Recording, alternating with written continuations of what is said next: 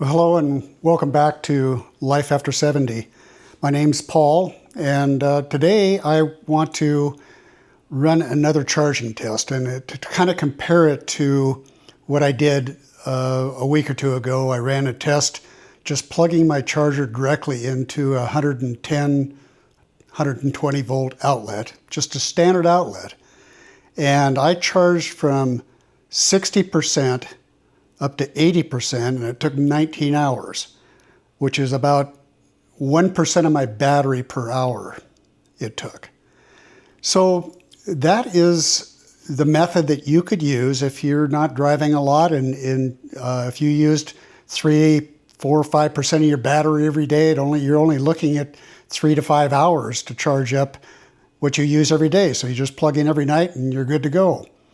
Well, what I'm going to do today is I'm standing in my garage, and I think you can see my charger back behind me back there on the wall. What I'm going to do today is I'm going to charge my car up and record what it takes using my 240 volt outlet that I have installed for my charger. The charger doesn't do anything other than transfer the power from the wall receptacle that it's plugged into the car. That's all it does. I could use my Lucid cord that came with my car. It's going to do exactly the same thing. There is one difference that this wall charger does do, is it tracks the actual electricity that I pull from the power company, how many kilowatt hours I pull to the charger that are going to get delivered to my car. And what I'm going to explain in this video is there's a difference between the amount that I pull from the power company and the amount that actually gets into my battery. So in this video, I want to dive into this charging I did on my car, into the actual costs and a breakdown of that, into something that maybe you didn't know. I certainly didn't know this when I got my car. I was confused about it, so I thought I would explain it and hopefully make sense of it for you. The bottom line is, when I charged my car, I put 31.5 kilowatt hours of power into my car, energy into my car, that came from the charging unit up on the wall. It measures that, and that's the same thing that comes from the meter. So when it got to the car, I lost a lot of energy. It went down, and the battery only received 27 kilowatt hours of power, of energy. So my first thought was, am I being ripped off by the utility company, or what's happening? You know, how is it higher there and my car's showing lower? Well, what I found out is there's a lot of energy loss when you charge a car. And if you're charging on a slow charger, you're going to have less energy loss than you will on a faster charger. The more electrons you shove into the car, the faster you shove them into the car, the more it has to cool the battery, it has to condition the battery, you're putting more energy through the cables, and you're going to lose energy that is lost in heat going through the cables. There's also the thing about converting energy. When the energy comes to your house, it's AC current. The battery only accepts DC current. So it has to convert, the car has to convert that. It has a converter built into it. So it takes that AC energy and then converts it into DC energy that the battery can store. So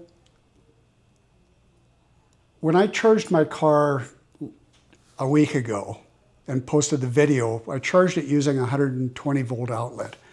And it took 19 hours to add just 17 kilowatt hours to the battery, which is about 20% of my battery. That translated into about 73 miles of range. So 19 hours on my 120 volt outlet, it took 19 hours.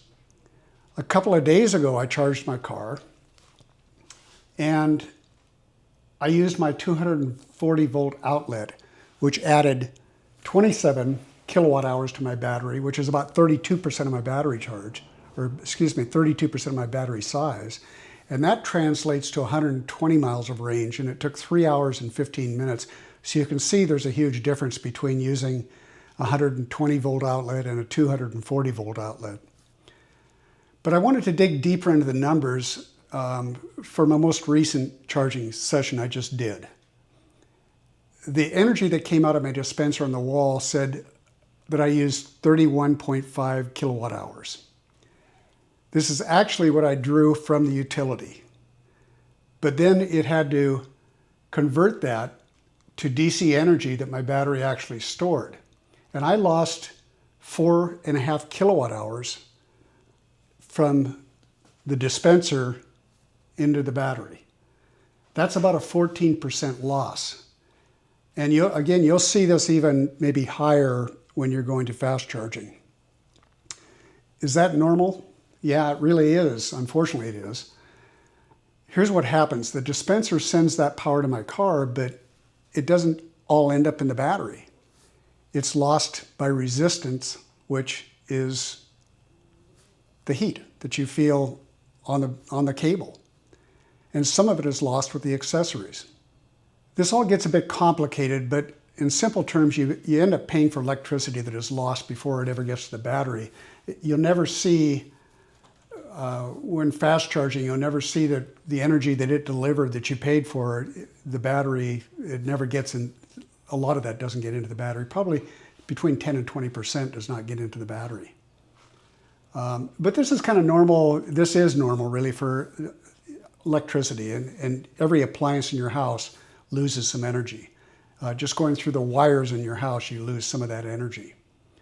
But the bottom line of this is I charged my car from 48 to 80%, and I added 27 kilowatt hours to my battery. That energy, again, translates into 120 miles, which cost me $6.40. And now that's only 5 cents a mile. My wife's car over here, she gets about 25 miles per gallon. And if I took this to a gas station right now, I'd need to find gas at $1.33 a gallon to be equivalent with my Lucid. And I guarantee you that will never happen again here in California. And in most parts of the country, in most parts of the world, you never see gasoline at that price again. So I'm keeping my EV. And I hope that this helps you understand a little bit what's going on about the difference between what's delivered and what you get. And it's important that you don't make the assumption I did initially was the meters are off. Not the case. But anyway, I hope that this was valuable to you. And if you enjoyed this video, you liked the video, please give it a thumbs up. And if you subscribe to it, then you won't miss my next video that I'm going to do. And I'm going to try to focus on other things that I think might be helpful to people that are thinking about getting an EV or have recently purchased an EV and are just kind of going through the learning phase that I went through for the last 2 years. So thanks again for watching this, and I hope to see you in the next video. Thank you.